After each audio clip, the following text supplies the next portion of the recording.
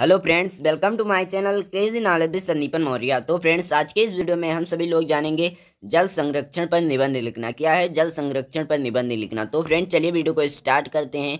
और जो चैनल पे नए हो, चैनल को सब्सक्राइब जरूर करें। जल संरक्षण पर निबंध। जल संरक्षण का करो संकल्प, नहीं कोई दूसरा विकल्प। पानी। ऐसा लगता है कि हम इससे घिरे हुए हैं। पूरी पृथ्वी का 70% भाग जल से भरा हुआ है। फिर इतने सारे लोग इससे संरक्षण के बारे में चिंतित क्यों हैं? क्योंकि उस 70% पानी का केवल एक छोटा हिस्सा 1% से कम मानव उपभोग के लिए सुलभ और सुरक्षित है। यही कारण है कि जल संरक्षण आज के समय की आवश्यकता है, जिसके लिए हम सभी को मिलकर प्रयास करना होगा। जल संरक्षण क्यों आवश्यक है? क्या है जल संरक्षण क्यों आवश्यक है? पृथ्वी पर जीवन का सबसे महत्वपूर्ण स्रोत पानी है, क्योंकि हमें जीवन की सभी गतिविधियों जैसे पीने के लिए पानी की आवश्यकता होती है। खाना, नहाना, कपड़े धोना और फसलें पैदा करना। तो हम सभी अपने जीवन में पानी के महत्व को समझ सकते हैं। इसे प्रदूषित करने के बजाय हमें भावी पीढ़ी के लिए पानी की उचित आपूर्ति के लिए पानी बचाने की आवश्यकता है। हमें पानी की बर्बादी को रोकना चाहिए, पानी का सही उपयोग करना चाहिए और पानी की गुणवत्ता को बनाए रखना चाहिए।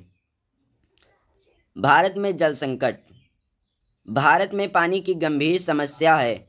2030 जल संसाधन समूह का अनुमान है कि अगर हम वर्तमान दर के अनुसार पानी का उपभोग करना जारी रखते हैं तो भारत को 2030 तक आवश्यक पानी से केवल आधी मात्रा उपलब्ध होगी। भारत के ताजे पानी का लगभग 80% कृषि में उपयोग किया जाता है। भारत के किसान मुख्य रूप से भारत के बड़े बांधों और नहर प्रणालियों के बजाय अपनी फसलों के लिए नलकूपों पर निर्भर है। भारत संपूर्ण दुनिया के भूजल का लगभग 25% जल प्रयोग करता है। भारत के 60% जिले भूजल की कमी से जूझ रहे हैं और बेहद ही संवेदनशील स्थिति में है। हाल ही में जून 2019 में भारत के मेट्रो शहरों में से एक चेन्नई शहर में सभी पानी की भरी झीलें सूख गई और सरकार को मांग को पूरा करने के लिए ट्रेन के माध्यम से शहर में पानी लाना पड़ा। भारत के घटते भूजल भंडार का असर हमारे पेयजल पर भी पड़ता है। वैश्विक जल गुणवत्ता सूचकांक में भारत 122 देशों में से 120वें स्थान पर है। जल संरक्षण के उपाय। व्यक्तिगत तौर पर जल संरक्षण में हमारी बहुत बड़ी भूमिका है।